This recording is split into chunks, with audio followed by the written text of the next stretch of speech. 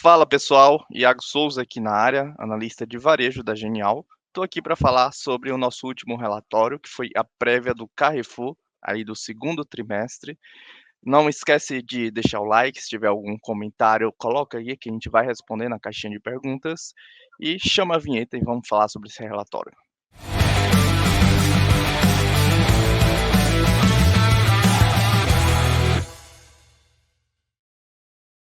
Então vamos embora lá.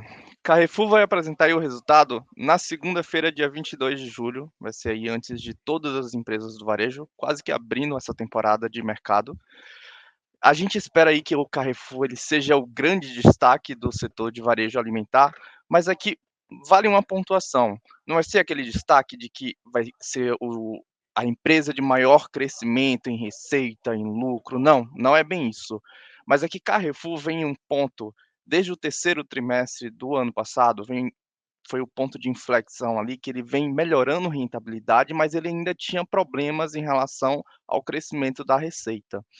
Ele estava apresentando ali um same store sales negativo, principalmente ali para o atacadão, que é super importante para a receita do grupo, e a gente espera aí que nesse trimestre, nesse segundo trimestre, ele volte a apresentar um same store sales muito forte, aí ultrapassando até o same store sales do seu principal concorrente, que é o açaí. Então, discorrendo aqui no relatório, a gente abriu aí, como sempre, sobre o atacadão, sobre varejo, sobre Sam's Club e também sobre o Banco Carrefour. Mas vamos focar aqui no que importa, que é o atacadão, tá? O atacadão ele deve ter um same store sales, em nossa visão, de 5,2%, e ele deve ser positivamente impactado por 5 fatores, tá? O primeiro deles, e não menos importante, é a inflação alimentar, que ela saiu ali de 2,51% para 4,89% em um trimestre, né, saiu de 2,51 ali de março para esse valor aqui em junho. E isso por si só, esse repasse de preço, ele contribui positivamente para a receita do grupo. Ah, tem o efeito do Rio Grande do Sul. A gente fez um relatório aí falando sobre as 3 empresas que mais seriam, atingidas, tá, com maior exposição ao Rio Grande do Sul, e a gente falou sobre, esse possível efeito do Rio Grande do Sul dentro do varejo alimentar, que poderia ser um efeito positivo, assim como foi na pandemia, né, que as pessoas não deixam de comprar produtos essenciais nesse curto prazo. Inclusive, é algo que fica até mais demandado, as pessoas correm para o supermercado para comprar rolo de papel higiênico, para comprar, enfim, várias comidas para estocar e deixar lá, com aquele medo de faltar. E a gente vê o movimento ao longo de todo o Brasil de doações. Então, a gente espera que esse efeito do Rio Grande do Sul seja positivo também para a receita do Carrefour, do Atacadão. Ah, Teve outras 3 questões, tá. Esse é um trimestre que é um trimestre mais promocional. Todo segundo trimestre existe o evento chamado Dia A, que é o dia do aniversário do atacadão, em que ele promociona mais, ele dá um pouco mais de margem bruta para que ele consiga mais volume de vendas.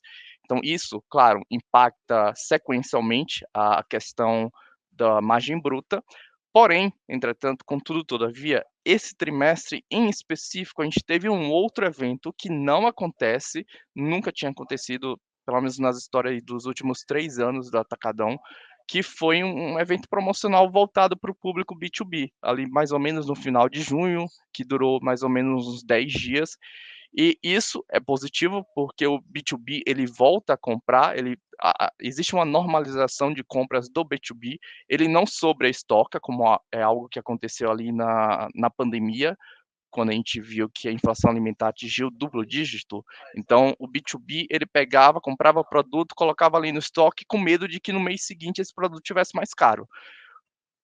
Isso não volta a acontecer, tá, porque, hã, a inflação alimentar ainda não atingiu o duplo dígito.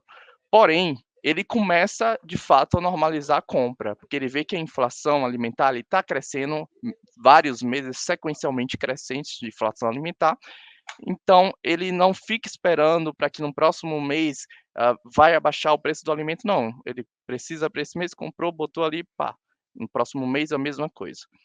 E e aí essa normalização de consumo do B2B junto a esse apelo promocional do B2C, que também foi impactada por um fato bem interessante, que foi a compra parcelada, tá.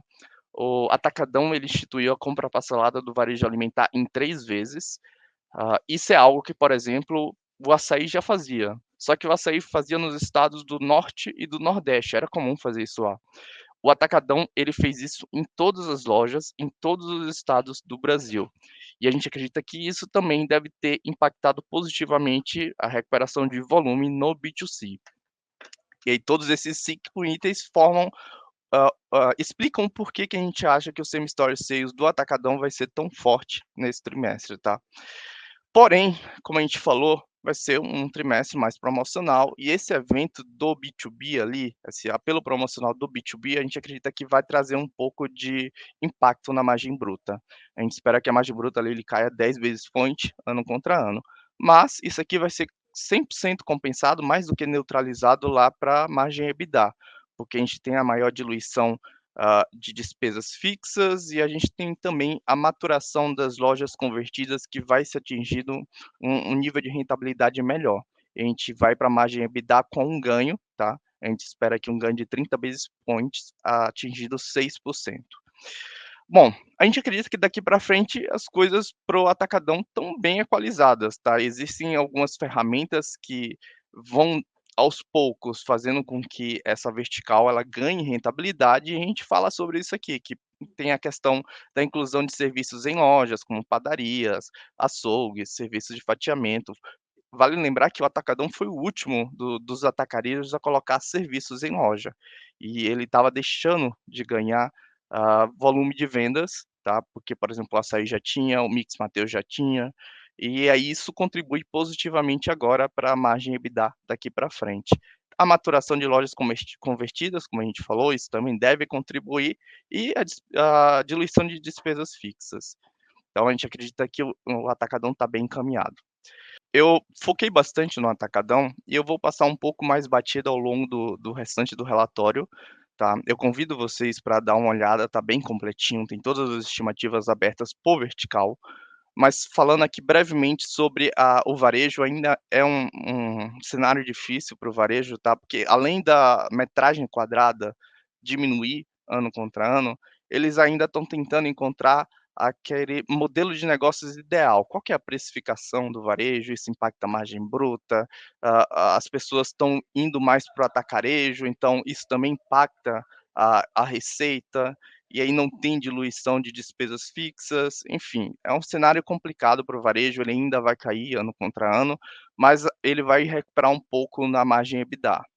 A questão do Sam's Club também é a mesma dinâmica do que já vem acontecendo. O Sam's Club, ele deve ser a vertical que mais cresce dentro do grupo, mas vale lembrar que ele é bem pouco representativo. Ele chega a ser mais ou menos ali 6% da receita, mas ele cresce receita em duplo dígito, ele cresce rentabilidade tanto bruta quanto em EBITDA. É um bom trimestre para o Sam's Club. Vale pontuar que na visão sequencial não deve ser um crescimento de receita, porque o evento de Páscoa, ele é muito forte para o Sam's Club e a Páscoa, ela foi deslocada nesse ano para o primeiro trimestre, então existe esse efeito a ser considerado aqui. E no Banco Carrefour também é a mesma história, a mesma dinâmica, a carteira de crédito segue crescendo a duplo dígito, pelo menos em nossas estimativas, a carga de risco controlada, NPL controlado, então o EBITDA ele deve crescer em um ritmo muito menor do que ela cresceu no primeiro trimestre, tá? Porque o primeiro trimestre ela tinha uma base comparativa muito fraca lá no ano passado, mas nesse trimestre deve ser um crescimento mais suave, ainda assim contribuindo para a rentabilidade do grupo. Bom, pessoal, é isso. Eu espero que vocês tenham gostado do vídeo. Convido novamente vocês para ler nosso relatório completo lá no Analisa. Deixa o like, comentário aqui embaixo para a gente responder depois e valeu, até a próxima.